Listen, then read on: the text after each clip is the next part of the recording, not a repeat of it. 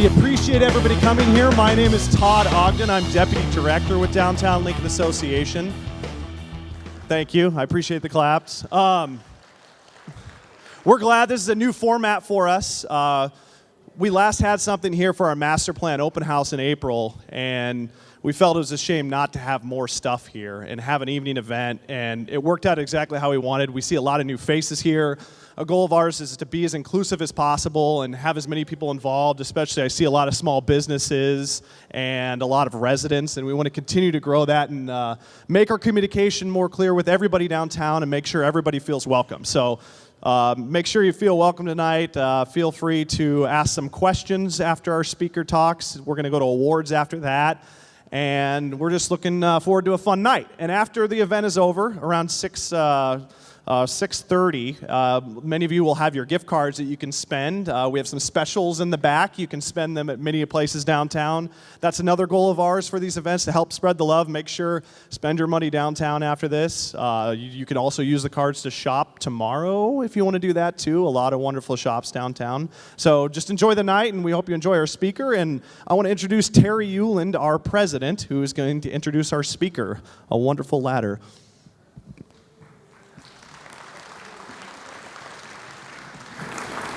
Thanks for coming, everybody. We really appreciate it. It's good to be among so many friends and downtown advocates.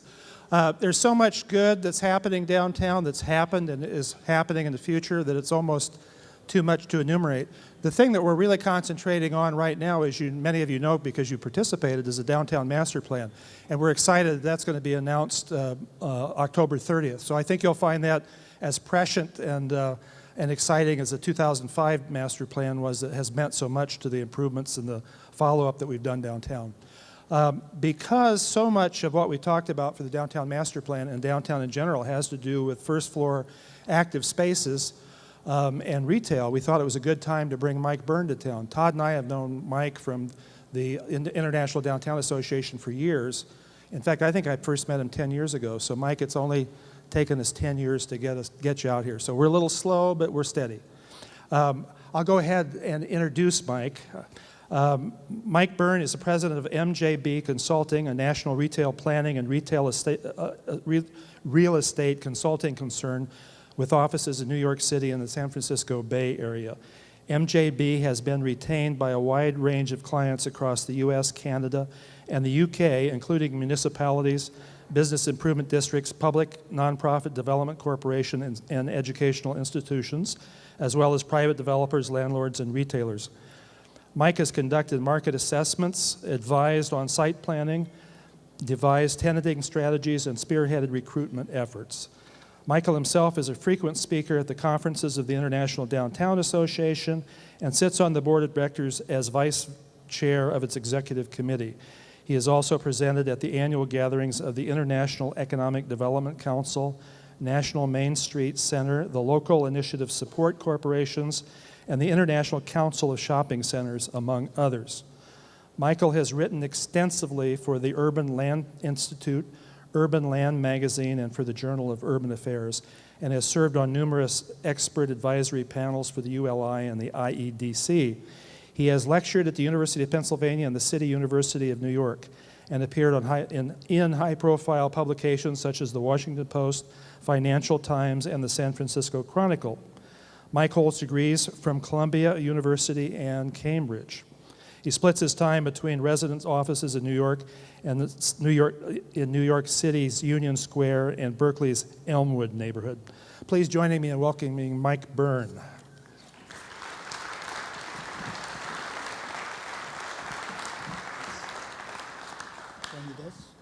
No, I got that. Okay.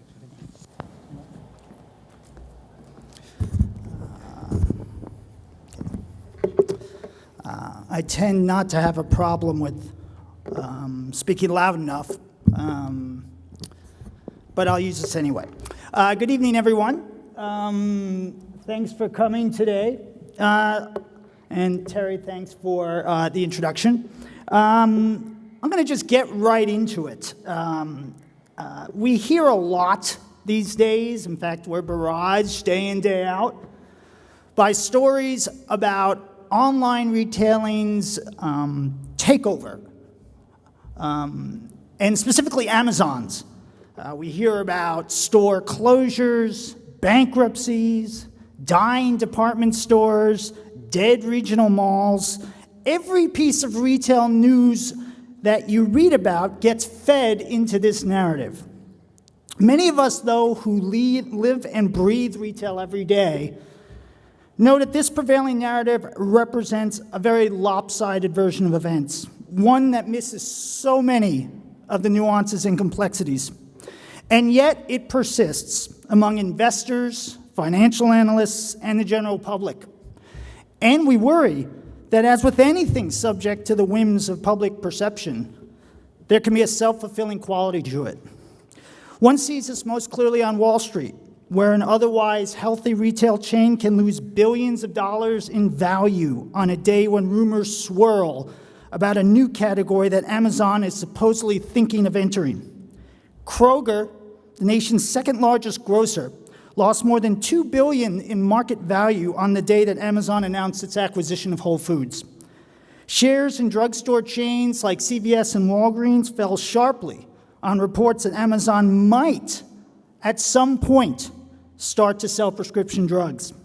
Meanwhile, on Main Street, one can only imagine how many independently owned and operated retailers, upon hearing and reading news of brick and mortar's imminent collapse, decided that there is little hope and that they might as well shut their doors.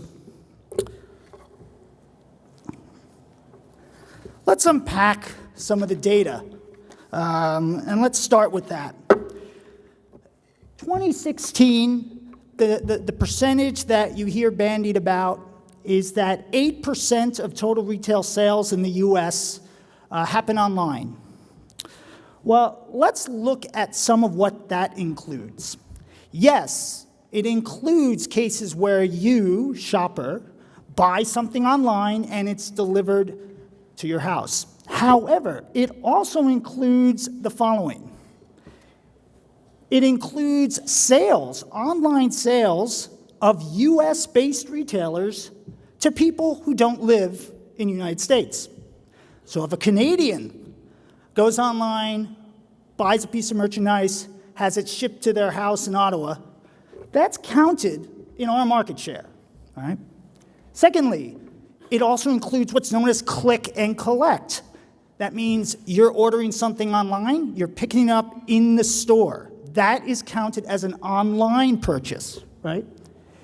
It includes, and this one's amazing, it includes purchases that are later returned. It marks those as purchases. It does not subtract them when they are returned. Given that online purchases are returned upwards to 30 to 40% of the time, that's significant. And finally, it doesn't include costs that you pay for shipping and handling, and those can be significant. If you remove these and other line items, that 8% drops to somewhere between 2 to 3% of total retail sales. So that means basically that pure play online retailers, ones that don't have stores, right? Wayfair, this also includes Amazon for the time being, even though they have started to open stores. Pure play retailers account for 2 to 3% of total retail sales, right? That's a much different number than 8%. Furthermore, you will hear again this holiday season, I guarantee it, that online retail sales are growing. Well, yeah. Are they growing, though, at the same rate? That is the key question. And actually, last year was the first time when that rate of growth started to slow, suggesting that it will ultimately plateau. Okay. Why is this? I mean, it doesn't really pass the proverbial smell test, right? I mean, most of us have personally experienced how easy and straightforward it is to buy something online, and so we have little trouble believing that American consumers are in fact doing so for most of their goods and services. After all, why would anyone schlep to a store for something that can be had simply by pointing and clicking within the comfort of his or her own home? Well, here's one reason. Online shopping actually correlates with income levels. If you might not be able to see this graphic, but it shows level of Prime membership based on income strata. And it shows that while 55% of households that make over $75,000 a year do indeed belong to Prime, only 29% of those who make less than $30,000 a year belong to Prime, right? And there's a number of reasons for that. First, there's a question of upfront membership fees, right, which lower income households are less likely to pay. You see this in Costco membership. Same sort of income skew because there is that upfront membership fee. Many low-income households do not have credit cards. 34% of low-income households do not have credit cards. How do you shop online without a credit card? Furthermore, 21% of low-income households, their smartphone is their only way of getting online, which means they have to shop mobile. They have to shop on their smartphone. I don't know about you, but I consider that quite a pain to shop mobily. And finally, many live in high-crime neighborhoods and do not want their packages left on their doormats for someone to steal, right? So all of these factors results in a clear income skew to online retailing. Here's another reason the market share is so low, right? It's because in grocery, which is the category which represents 14.4% of total U.S. retail spending, online's market share is a measly 0.4%. You'll read statistics showing all the people who have shopped for groceries online in the last year, but if you look very carefully, those statistics will also reveal that they are not doing so often or in large amounts. Right? They might have shopped once online for groceries in the last year. Right? They don't do their big weekly shop online. Right? And part of the reason, in fact, a big part of the reason is that 93% of Americans, we prefer to inspect our own produce. We don't want someone else picking it for us. Some also find that walking through a supermarket reminds them of what they need and or exposes them to new products they might want to try. Finally, many are deterred by the fee that most retailers charge for this service or include as part of the annual subscription. A lot of hype, as you remember, when Amazon bought Whole Foods. But it's worth keeping in mind that Amazon has been trying with grocery. They've been trying for over a decade, and they can still only point to market share of 0.2%. Right? And furthermore, that 0.2%, most of that is in such items as packaged foods, pet supplies, cleaning products, toiletries, not perishables, not produce, not meat, not fish. They found, actually, much to their surprise, but not to ours, that selling perishables is not as easy as selling books and toys because they can actually perish. Indeed, Amazon suffers from twice the spoilage rate of the average supermarket. Now, it is true that e-commerce accounts for higher market share in other retail categories, particularly ones that feature commodities, which we as consumers typically buy on the basis of what's the most convenient option, right?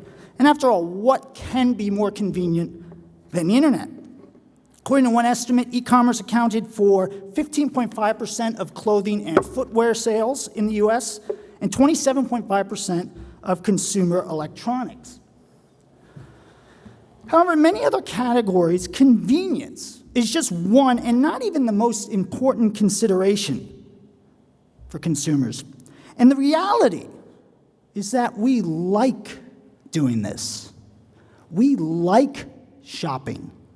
The false assumption has always been that people do not actually like to shop, that they've historically done so only because they had to, and that they long to be free of such unpleasant obligations and able to devote their time to other far more alluring pursuits. Right? Now, this may be true with the buying of basics like men's khakis or polo shirts, but shopping or even just browsing for fashion has long been both a form of leisure as well as a means of social bonding, especially among females.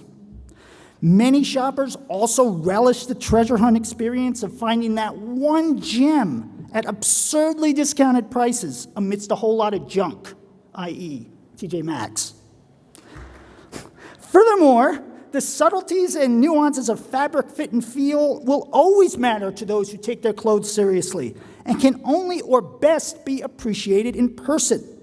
Athleta, which is a chain owned by the Gap, originally was online only. Then when Gap bought it, they started opening stores.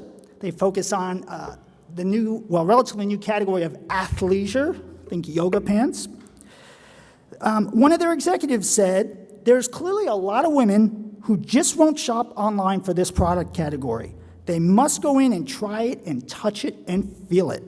And inasmuch as one's physical appearance can be a source of great anxiety, the presence of and feedback from friends and sales clerks can make the difference between buying and not buying a given item. Athleta's vice president of marketing creative notes that the old-fashioned human connection is difficult to replicate online, and especially important, it would seem, in the case of clothes that are intended to flatter your body and help you feel confident. Now, what's interesting is that this holds for men as well.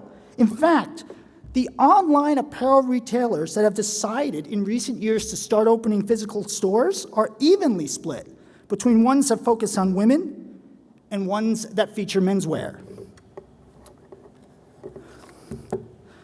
Now, it's true, you might have heard, Amazon appears poised to become the largest U.S. apparel retailer by the end of this year, prompting some to ask the question, is Amazon about to conquer fashion in the same way that it has come to dominate such categories as books? Looking more closely, however, Amazon's clothing sales are dominated by the kinds of everyday essentials that do not need to be seen, touched, or felt beforehand. That is, wardrobe basics, such as socks, underwear, leggings, t-shirts, basketball shorts. Its best sellers, some of which are on that graphic, it's filled with the likes of Hanes, Fruit of the Loom, Playtex, Champion, Russell Athletic, not what's worn on the runways, right?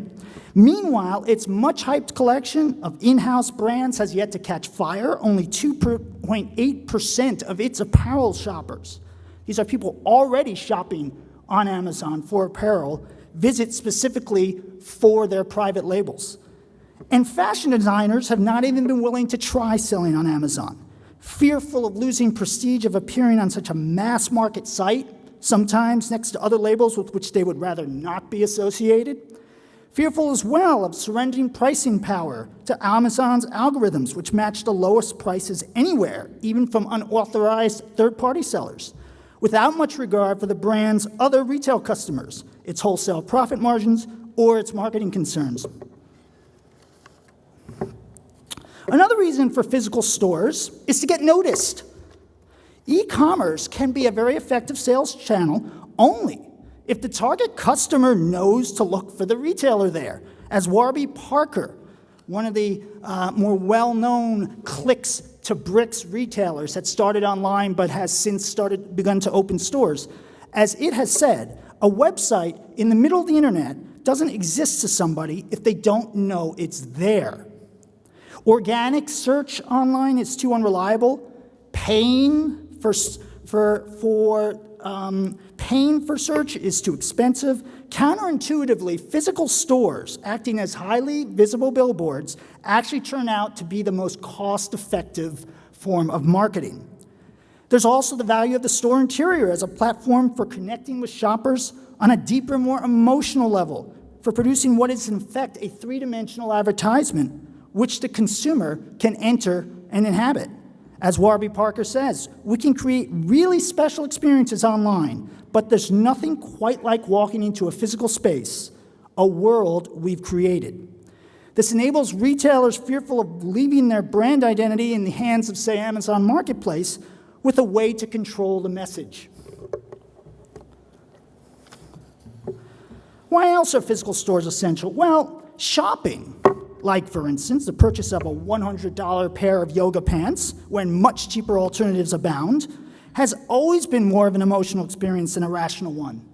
And physical spaces offer far more opportunities than digital interactions for exploiting that complex psychology which ultimately drives buying decisions. Stores, for example, can tap the deep-seated desire for instant gratification. In addition, there are all of those unplanned purchases and impulse buys that the customer can be quote-unquote encouraged to make once in the store and enticed by effective visual merchandising or upsold by skilled associates. The power of algorithms simply cannot match the far wider range of sensual and interpersonal levers that can be manipulated in a physical space. Also, the knowledge that online purchases can be retrieved at and/or returned to an actual store also helps these clicks-to-bricks retailers build trust with shoppers. There's a certain confidence that arises from knowing, metaphorically, where someone lives. In the event, say, that merchandise ordered online never arrives or credit card privacy is violated. Finally, physical stores, through shrewd store design and programming, are also much better at providing customers or consumers with a sense of belonging, a feeling that they are in fact part of a community of like-minded individuals who occupy a similar social strata. Think about, for instance, the yoga classes offered at Lululemon. For these reasons, conversion rates, that is, percentage of visitors to a store that actually make a purchase, is higher in store than online, right? And the average order tends to be much larger as well. Furthermore, and this is another interesting piece of information, nearly 70% of customers who visit a store to collect or return online orders end up making additional purchases and spending more money. Right? All of these levers not available online. Stores paradoxically also stimulate online traffic and spending. And you're kind of like, huh?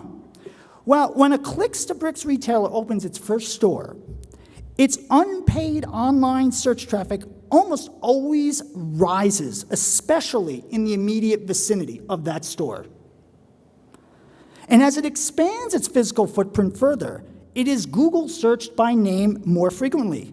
Indeed, retailers with 15 or more units average roughly 2.3 times the number of monthly searches as those which have not reached that threshold. Fabletics, which is another athleisure clicks-to-bricks retailer associated with celebrity Kate Hudson, says that when we open a retail store, customers within a 30-mile radius shop with us online 2.5 times more than in a market where we don't have a retail store. Even more interestingly, the reverse is also true. Kohl's, for instance, has reported that not only do its physical locations drive traffic to its website, but also when it has closed stores, the online revenue in those same submarkets dipped as a result.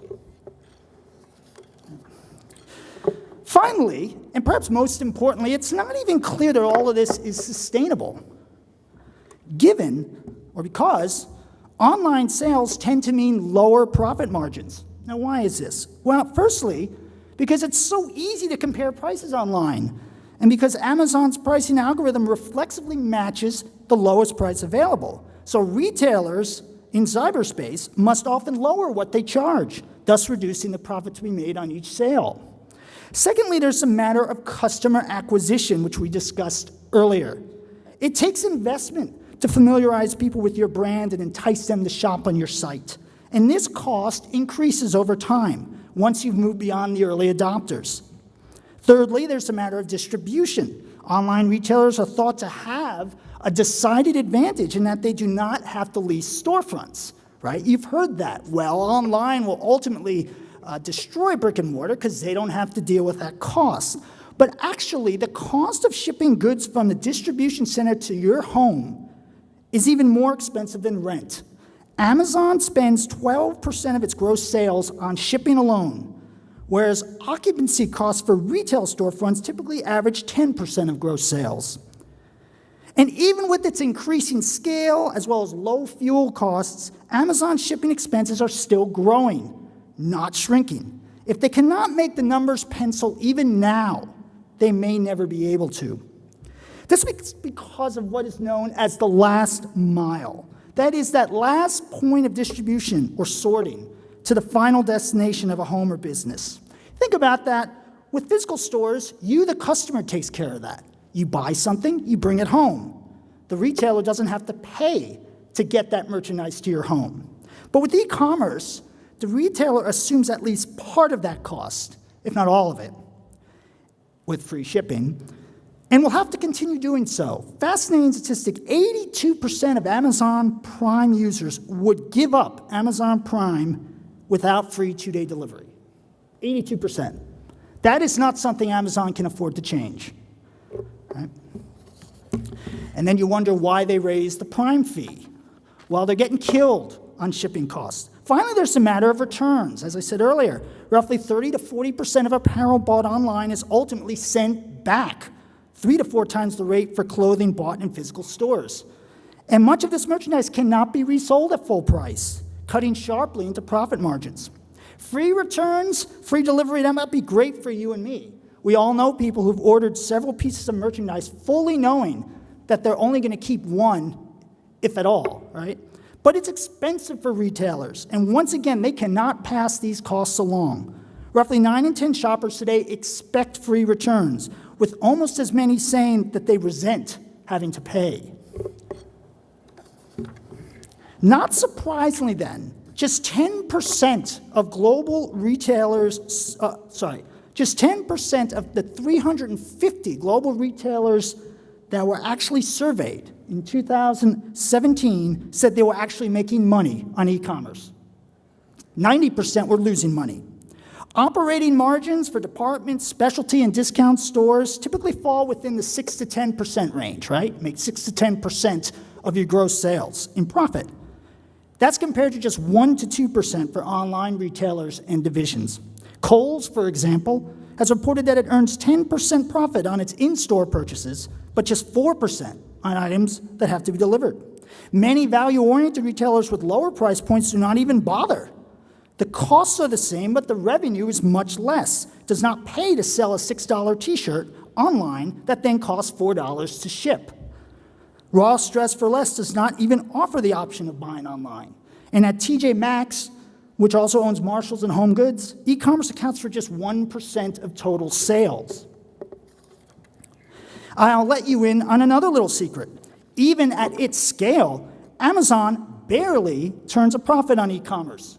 Just because it keeps getting market share, just because it keeps gaining at the expense of other retailers, that does not mean it's turning a profit. Amazon's profit as a company and its skyrocketing share price are due largely to its leading position in cloud computing, where it enjoys a whopping 34% market share and operating margins in the mid-20s. Right? Also, there's Jeff Bezos' masterful control of both the popular and business press, which report Amazon's every move with breathless anticipation and view its world domination as inevitable. That's why investors are now willing to pay more than $2,000 for one share of Amazon stock. Right? It's not because of e-commerce. But make no mistake, Amazon is still trying to figure out how to make e-commerce profitable. It might sell a lot. That doesn't mean it's making any money. And that's why it bought Whole Foods, right? So that it would have 460 new mini warehouses with which to reduce those last mile distribution costs. It was, to me, a sign of resignation, not triumph. Resignation that without brick and mortar, they would struggle to compete against legacy retailers like Walmart, which has 4,700 stores scattered across the country. Because with brick and mortar, Amazon, like Walmart, can suddenly offer several things which help to reduce its costs. It can now offer click and collect. Some 90% of Americans happen to live within 10 miles of a Walmart store. Easy to click and collect with Walmart. That enables Walmart to pass along the last mile costs to the consumer, something which Amazon, before Whole Foods, had not been able to do. Amazon could also now ship from store. Ship from store, basically that means store inventories, what's in the stores, are now added to what's shown as available online and can be shipped directly from the stores to home addresses, thus quickening the delivery speeds and lowering those last mile costs. And finally, there's now a place where Amazon customers can bring returns, thereby improving shopper convenience. And of course, both that and the click and collect option mean more unplanned purchases and impulse buys. Right? Okay, so those are some of the reasons why e-commerce isn't quite the threat that it's made out to be. The other piece of this story is the long list of chains that have closed stores, if not liquidated entirely, in the last year and a half. Again, every week there seems to be another one, right? Well, what you don't read in those same articles is the equally long list of chains that have been expanding. For example, these are some of the categories which continue to do exceptionally well and have been since the onset of the recession. Off-price fashion, the likes of TJ Maxx, Ross Dress for Less, Nordstrom Rack, Burlington stores, DSW Shoe Warehouse, they have been expanding very aggressively for a decade now. That's because their sales continue to grow year after year. Cosmetics, Ulta Beauty, Blue Mercury, expanding aggressively as well. Furniture and Home, Ashley Home Stores, At Home, Home Goods, expanding aggressively. And the list goes on and on. And then there's all the so-called digitally native brands, those ones that started online, that have been going in the other direction and opening physical stores. Here's just a smattering, including several of these who swore that they would never open physical stores. You would not believe the arrogance of a lot of these digitally native brands. When they first started online, they would say brick and mortar is over, right? Well, a lot of them are eating their words. In fact, 66% of pure play, that is online-only retailers, in the last year raised venture capital funds explicitly to start opening physical stores. Right? Even Amazon, the one responsible for all of this, started moving into brick and mortar in 2015 with its Amazon Books stores. Right? There are now 17 of those across the country in 11 states. Then they bought the 460 stores of Whole Foods Markets. They've opened 48 Amazon pop-ups in regional malls across the country. They operate 30 Amazon pickup locations, mostly on college campuses. They now have opened 5 Amazon Go cashier-less convenience stores, which you've undoubtedly read about. 5 with plans for 3,000 in the next 2 to 3 years. 2 Amazon 4-star stores, which feature all sorts of merchandise rated 4 or above on Amazon. They're also selling their consumer electronics, whether it's all the consumer electronics powered by Alexa, Fire tablets. They're selling those in Kohl's stores, which also accept its returns. And they have a deal with Sears to sell tires that Sears Auto Centers will then install. Finally, through Amazon Hub, they are installing Amazon lockers in upscale apartment buildings across the country. A major investment in brick and mortar, even from Amazon. Right? So if we're starting to correct and rebalance, why all these bankruptcies? Why all these store closures? Well, e-commerce definitely plays a role. But in many cases, retailers, frankly, are using it as a convenient excuse. Radio Shack, right? 2 bankruptcies. Right? They have bigger problems than e-commerce. Sears Kmart, what can you say? Right? A retailer run into the ground through lack of capital investment, lack of retail expertise, lack of a lot of things. And note that all of these retailers that have been closing stores and liquidating, they had online divisions too, right? Very few retailers are like Urban Outfitters. When they had a tough quarter last year, the global CEO said, this is a difficult quarter for the Urban Outfitters brands, which, by the way, also include Anthropologie and Free People. It would be very easy, she said, to blame outside factors or disruptors, but frankly, we made some mistakes and we own the results. Wow, you rarely hear that. Internet is blamed for everything. Here's some other reasons. Overexpansion. Crocs announced last year they're closing 160 of their 560 stores. Is anyone really surprised that Crocs is closing stores? I mean, you've seen those shoes. 560 stores? Really? Mattress Firm just announced that they're declaring Chapter 11, closing 700 of their 3,250 stores. Well, I'm sure all of you have seen cases like this, where you have a mattress firm across the street from a mattress firm, down the street from another mattress firm, right? That's not because of the internet. That's just plain stupidity. Okay. Brick and mortar competition, and this is especially true with department stores. Almost every article about the decline of department stores mentions e-commerce. No doubt it's played a role. But what's played an even bigger role is the rise of off-price fashion, right? Where you can get the same brands at discounted prices at a TJ Maxx or at a Ross or at a DSW. Off-price has been hurting department and specialty stores for years now, but they've been growing especially fast in the last several years, as I mentioned before, right? Outlet malls are now being built closer to cities rather than way outside of them, all right? That has had an impact, right? And then fast fashion, also known as cheap chic, H&M, Zara, Forever 21, right? They've been killing department and specialty stores too, because they can get styles from the runway to the rack in a matter of weeks, not quarters, right? These loom much larger. Furthermore, brands that have historically sold through other retailers have opened more and more of their own stores, both flagships and outlets, so as to take control of their brand identity. Coach has eliminated their presence from department stores entirely, not happy with how it was being positioned there. It only sells through its freestanding stores now.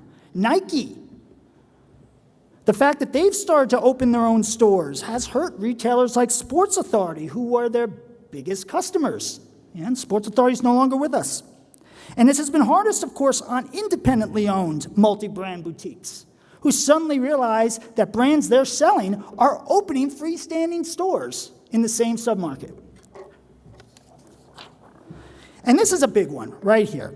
Virtually every bankruptcy of the last 18 months, virtually every one, was the result of the same thing: heavy debt incurred as a result of takeovers by private equity firms.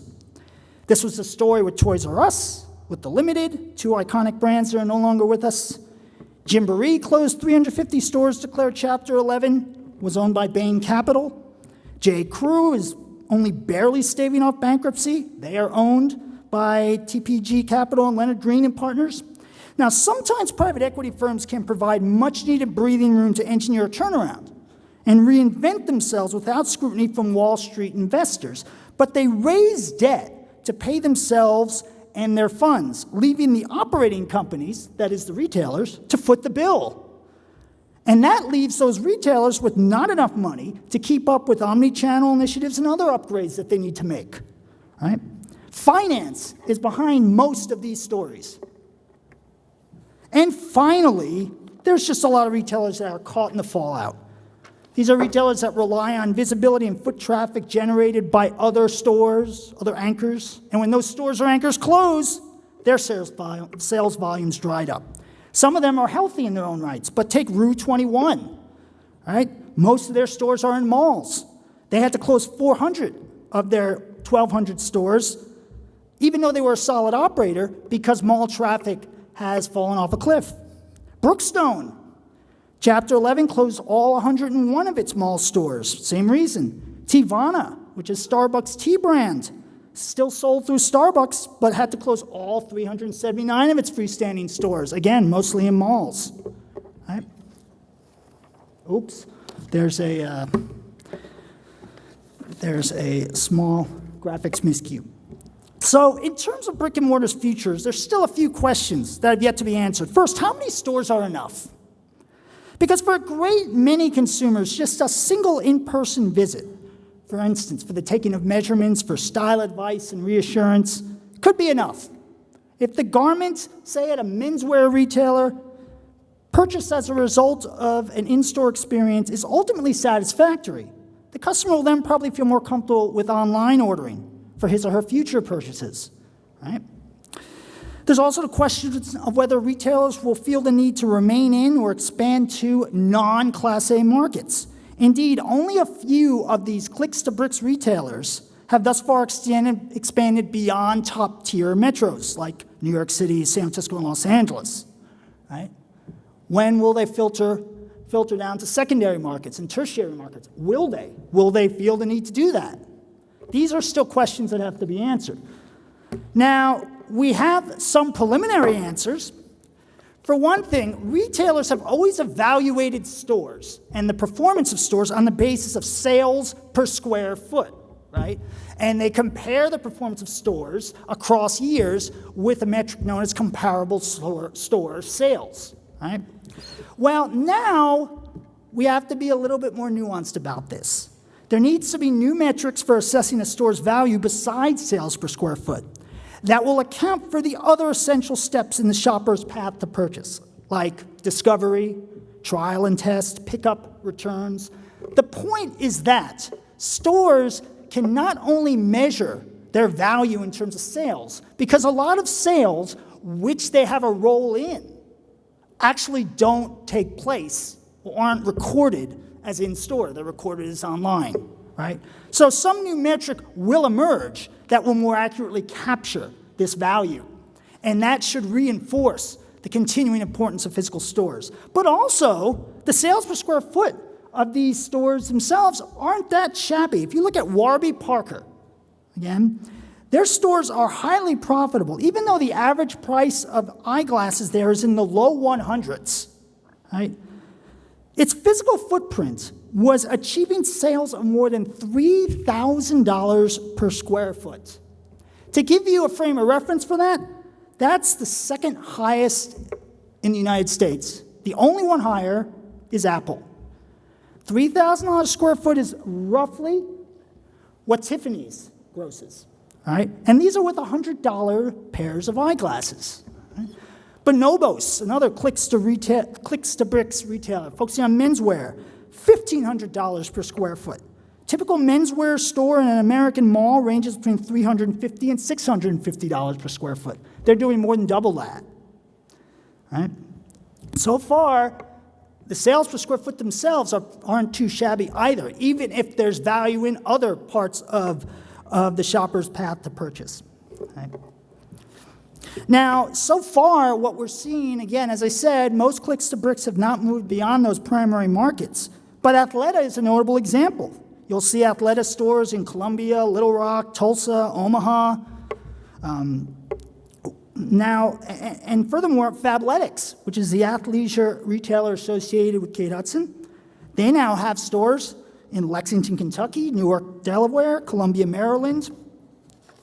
And all of these retailers have also said that this is just the beginning. Warby Parker has announced tentative plans to open as many as 800 to 1,000 locations, whereas Fabletics plans to open stores in every major market in the next 5 years, such that 80% of the U.S. population is within a convenient drive of one. These are major expansion efforts. Right? Okay. What's the most vulnerable right now? Well, there's no doubt that e-commerce adds yet another challenge to the already long list of ones that independently owned and operated retailers face. Right? And the ones most challenged are those that sell brands that are not their own. They're brands that you can find in a number of different places. There are brands that you can find online because it's so much easier to find it online and often for a lower cost, right? So they're vulnerable. Furthermore, they're living on the margins already. So even if online accounts for 2 to 3% market share, 2 to 3% could make the difference between a successful year and a really bad one for a small business. Right? You might ask, well, why don't independently owned and operated retailers have their own online presence? Well, it's not that simple. It requires time and energy, It requires an investment of resources to keep it up to date, right? And that's not something which small businesses always have at their disposal, right? The other type of retailer that's most vulnerable, and we've already seen this actually, is what's known as the category killer. Category killers, these were stores that came of age really in the 1990s. They're basically medium box stores, 20 to 50,000 square feet, that offer a broad selection in one particular category merchandise with relatively low prices. So examples would be Best Buy, Bed Bath & Beyond, Michaels, Barnes & Noble. But if you think about it, what are these sorts of retailers trading on? They're trading on two things: selection and convenience. Those are two things that the internet will always do much better. And as a result, it's these category killers that have been most impacted by the rise of e-commerce. Many have liquidated in the last decade. Borders, Linens and Things, Circuit City, Sports Authority, Toys R Us, right? They're the ones who've been hurt the most by the internet. Finally, a few comments on downtowns. What does it mean for downtowns? Well, actually, I tend to feel that e-commerce won't have as much of an impact on downtowns as is often feared, because frankly, downtowns have had a 60-year head start. They've been having to reinvent themselves ever since Gateway Mall opened in 1960, right?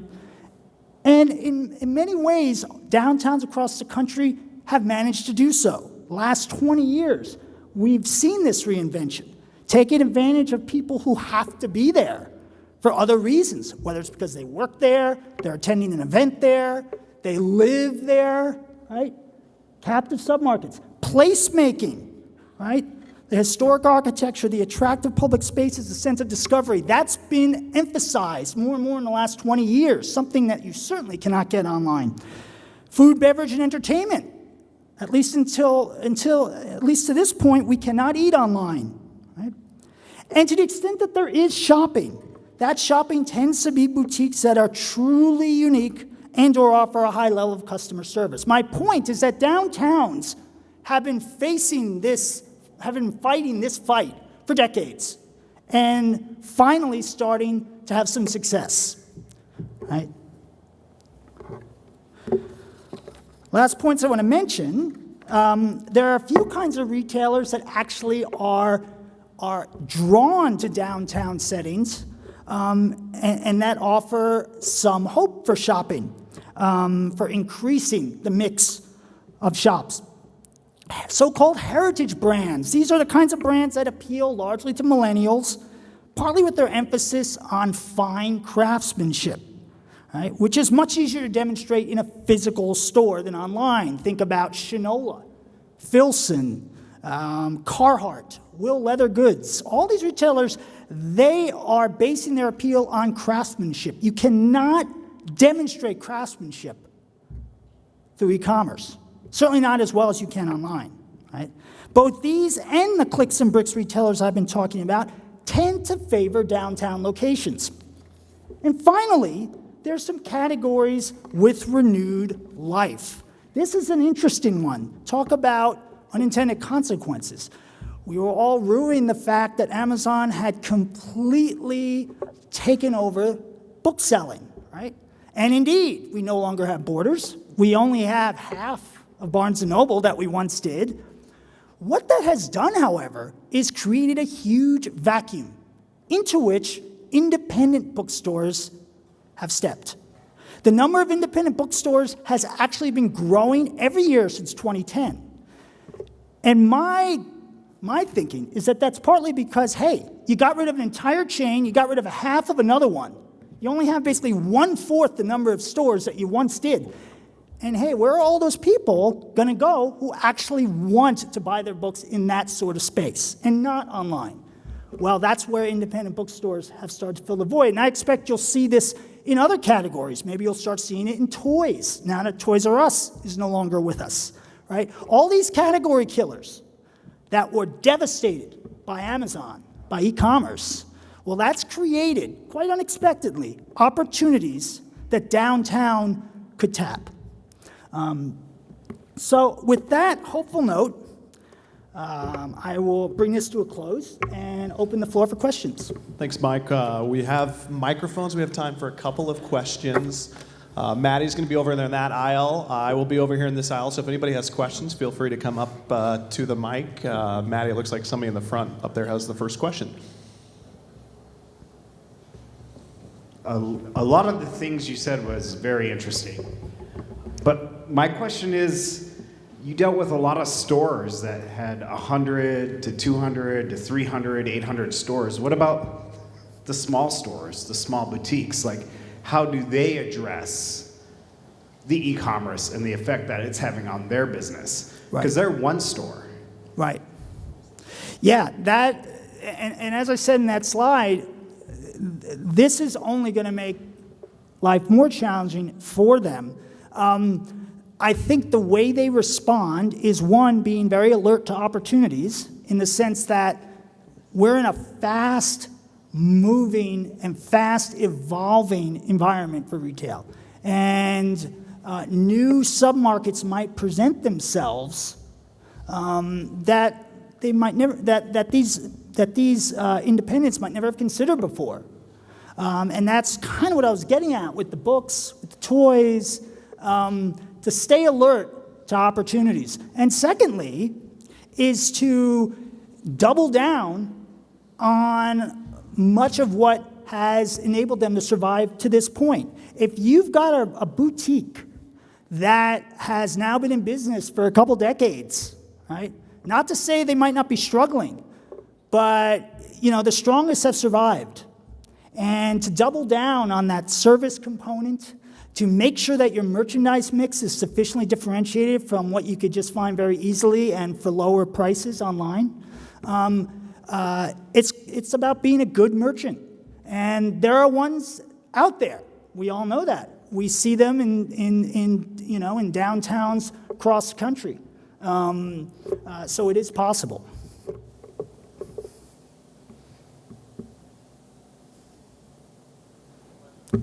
You're all sold. Prep? There's the mic. Do we have any more questions?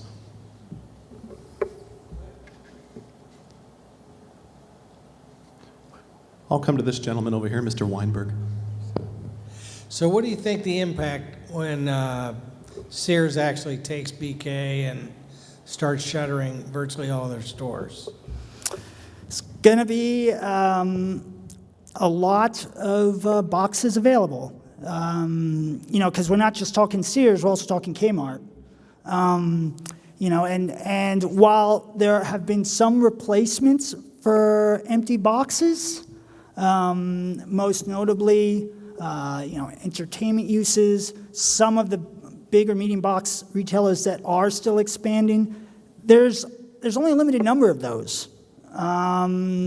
Sears, Kmart, to some extent, the impact is a little less because they've been closing stores for what feels like forever. But they still have a healthy number of them left. And it will no doubt, mall and shopping center owners will no doubt take a hit. And there's only so many possible replacements to go around. In some cases, you can subdivide those spaces and fill them with smaller tenants. But subdividing, of course, incurs a cost, and will the numbers pencil in the end? All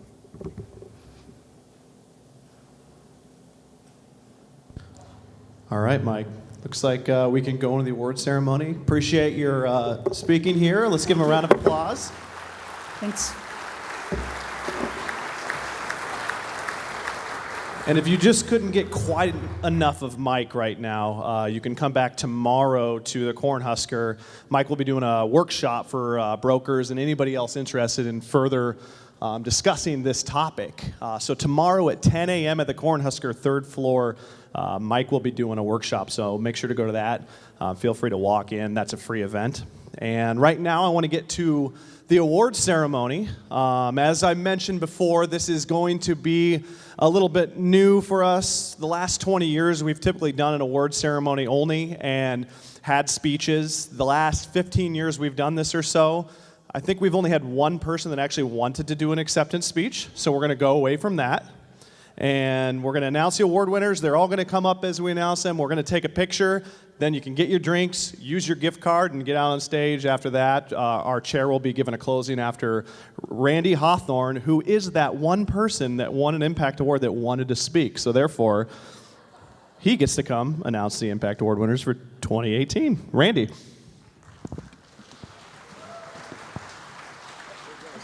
Oh my goodness. No, I didn't even know I was supposed to speak, actually, at the last time, nor did I know that I was speaking tonight. Good evening, I'm Randy Hawthorne, and I'm a longtime downtown resident and employee. I got my start with DLA through Uptown Towners. About this time of year, I'd have to be starting to plan what Nebraska weather is going to come at us, and figure out what I was going to wear for the Star City Holiday Festival. So that is how I got my start in downtown. Currently, I'm the executive director of the Foundry. It's a co-working community that will be expanding to include some new culinary benefits to our members. And yes, you can come too, please. So on behalf of the Impact Award Committee, I was encouraged to discover the amount of work being done to improve downtown. We feel like the following 6 award winners represent a culmination of the enormous impact that has occurred over the past year. As I reveal the 6 awards, I'll ask the winners to join us on stage here once your name is called. No need to panic. As Todd mentioned, you just will have to stay for a group picture at the end. So you feel free to leave the stage. You don't have to speak. So now that we have those rules, let's get right into that first award. I don't want to get in the way of your dinner and more drinking. The 2018 Downtown Impact Award for Significant Residential Development goes to the Swartz Condos. So the Swartz Condos made strides in downtown residential development with their renovation of the 132-year-old Schwartz Paper Company warehouse. It's 14 apartment units, and I understand that there's still one available, and I'm looking, now house downtown residents, paving the way for a more livable landscape in downtown Lincoln. Congratulations. So the next award is a special one that recognizes an organization's commitment to improving downtown Lincoln, while also working as a successful public-private partnership. The 2018 Downtown Impact Award for Downtown Community Leadership goes to BikeLink. Could our BikeLink representatives join us on stage, including Jamie Granquist and her staff, along with Kelly Van Bruggen? BikeLink pioneered Lincoln's first bike share program this year to provide an eco-friendly and convenient form of transportation for downtown Lincoln. Since BikeLink launched in April, users have logged nearly 16,000 trips already and nearly 50,000 miles. It's kind of scary that they know all this information. The next award honors a young entrepreneur who is growing a business in downtown. The 2018 Downtown Young Entrepreneur Award goes to Matt Taylor. Now, Matt is the man behind 2 popular bars in the historic Haymarket, Tavern on the Square, and its speakeasy-style counterpart, The Other Room. Taylor also champions downtown growth and activity with his summer brunch series, Brunch on the Square, and his small business podcast, Bar Napkin Business. Unfortunately, he's unable to attend tonight, so I guess I'll just have to go down there, have a drink with him, and congratulate him personally. The next award is so big we created a new category in its honor. The 2018 Downtown Trailblazer Award goes to Canopy Street Market.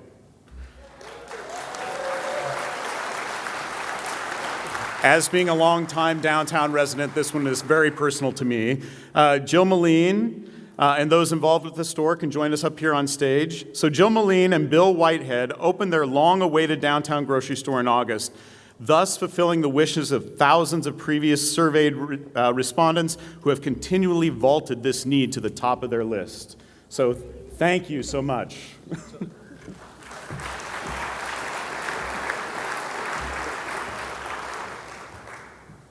Our penultimate award for tonight, this was not written by me obviously, is the significant downtown development which goes to the Huddle headquarters building.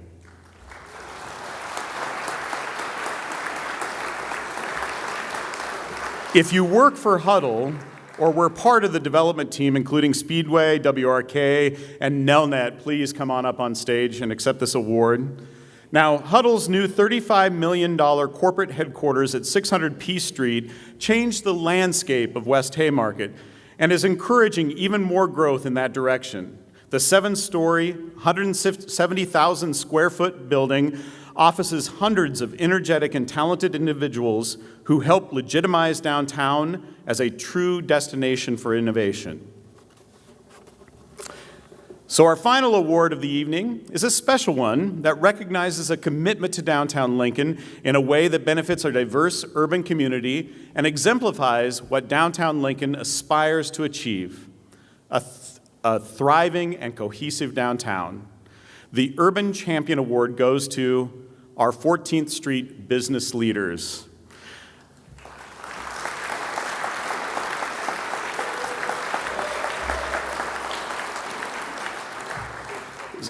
Since so many businesses along this street were nominated, our committee found it just fitting to recognize the entire block of 14th Street businesses from O to P, and it's also where I live. Let's just name them to signify the area's impact. Jake's Cigars, Stella Collective, Lincoln Jewelry, 1867 Bar, and Jimmy John's in the West. Zoo Bar, Honest Abe's, Gomez Art Supply, A Novel Idea, Suru, Gourmet Grill, Alibaba's, Duffy's, and the entire Parish Product building that line the east side.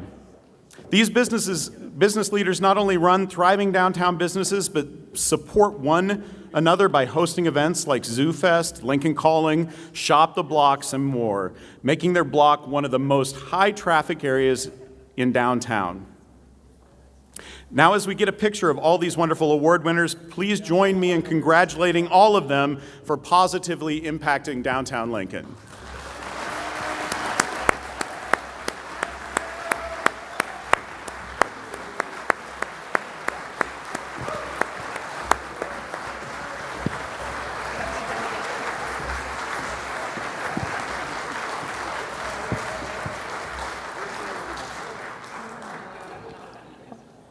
I think our photographer's back there somewhere. Colin, where are you? Right there. All right, tell me when you're good. We're going to take a couple pictures, and then we'll get John in here for closing. What a great event. Todd, Terry, DLA staff. Very nice. Yeah. You know, the new format it has brought a lot of long-standing partners from downtown to the event, as well as many new faces. So I think that that's really cool and really appreciate everybody taking the time to attend. So there's no better time than now to support local brick and mortar. We can do that as the holiday season approaches by considering doing your shopping downtown, starting with the Shop the Blocks event, November 15th. Todd, yeah, so save the date for that. It's a great event for local retail in downtown, and hope that everybody comes out to support that. Mike Byrne, thank you very much for your information this evening, and encourage anybody that wants to attend tomorrow's event that Todd referenced as well. So with that, we are concluding this night's event. Thank you, everybody, sincerely, for taking the time to attend tonight. So have a good evening.